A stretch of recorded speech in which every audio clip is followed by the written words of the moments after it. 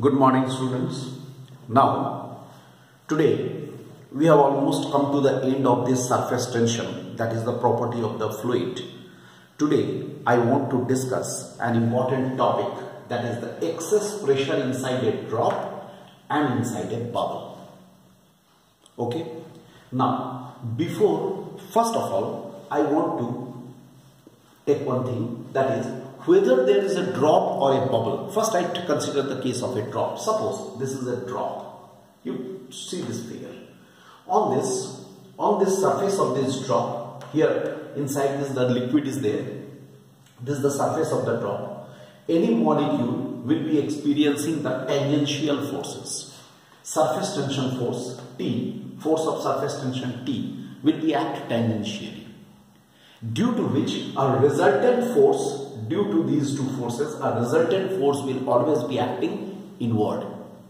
So, at every point, try to follow me, at every point of this drop, an inward force will be acting. Due to this, that inward force will be the resultant of these forces, the forces of surface tension. Due to which, what will happen? Always the resultant inward force will be acting, but the size of this drop will never be reduced to zero. Why? Because it is due to another pressure which is acting inside in the outward direction. That means what is making the shape of this drop intact? The drop is not being collapsed. What happens? What happens here? We can take it like this. Suppose there is a drop of radius r. Then what will happen in that case?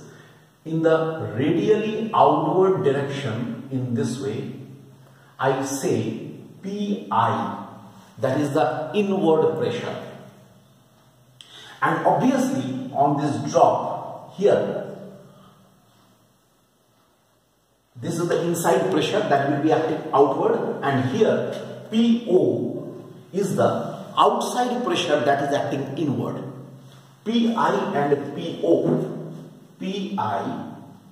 and PO are the pressures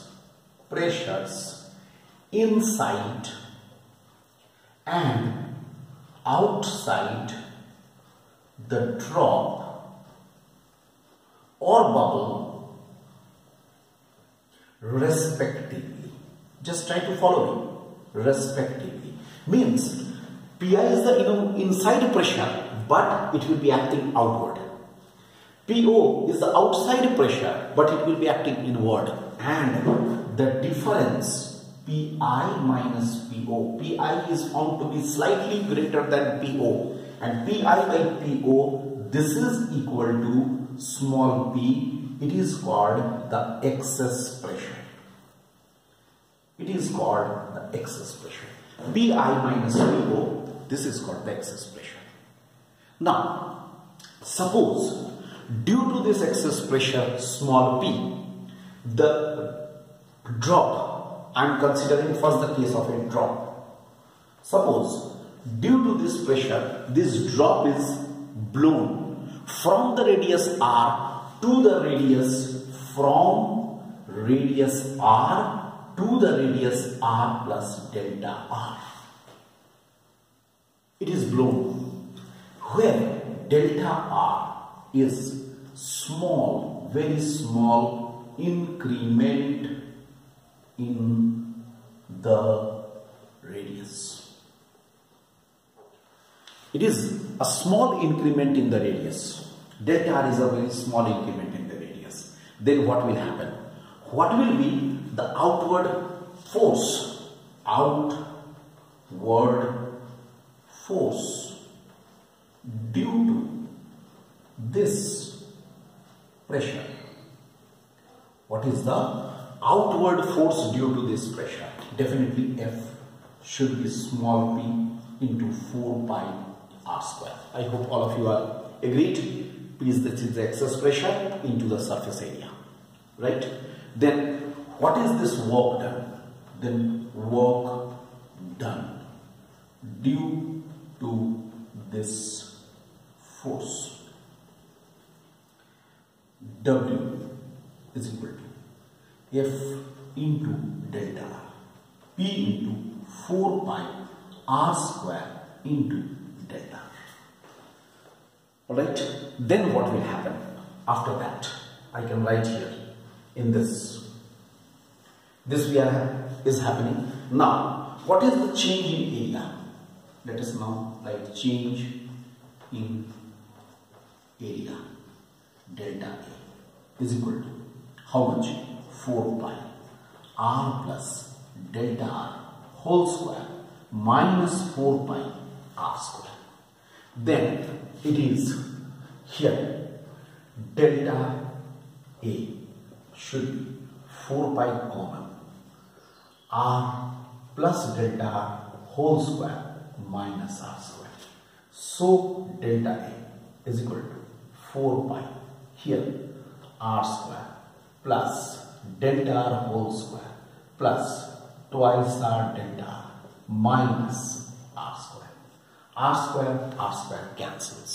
Moreover, this delta R whole square can be neglected because delta R is a very small quantity, so its squared term can be neglected as compared to the remaining terms. Right? So delta R whole square may be neglected.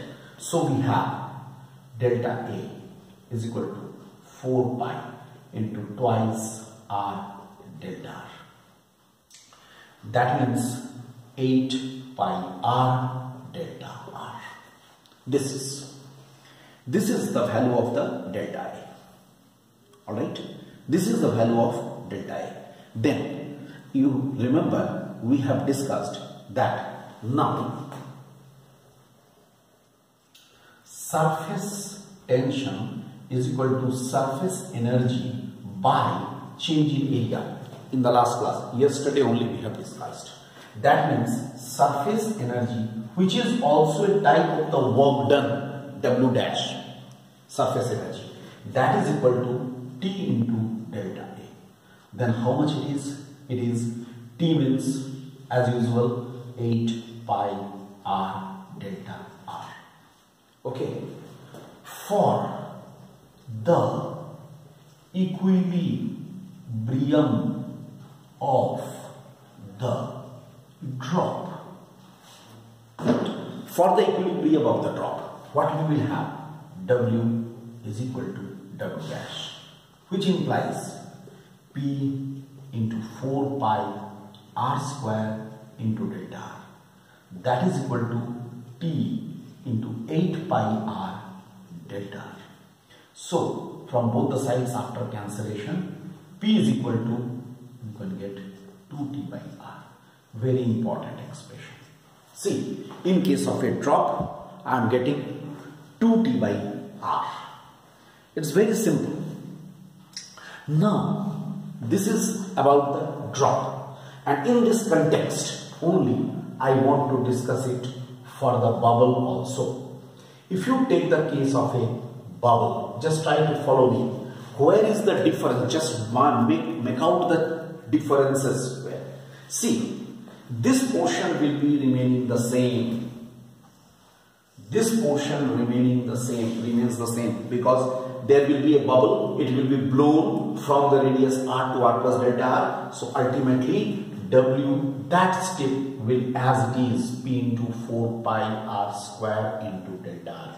इसमें कोई change नहीं होगा. So W is equal to P into 4 pi R square into delta R. There is no change in this. Okay. Then after that you come this side. Delta A will be equal to twice into 4 pi R plus delta R whole square minus 4 pi R square. Look, the changes from here, the change in area delta A will be twice because in the bubble there are two free surfaces, one inside, another outside. This factor 2 is due to that.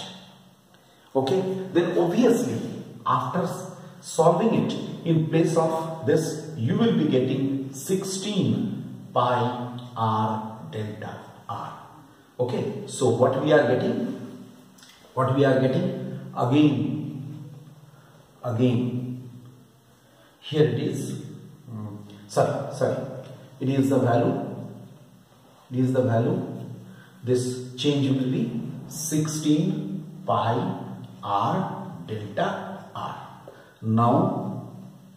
Now here also again w dash will be t into 16 pi r delta r, and we have w is equal to w dash. If you equate it, you will be getting 4t pi r. Very simple difference. Look, a very simple difference.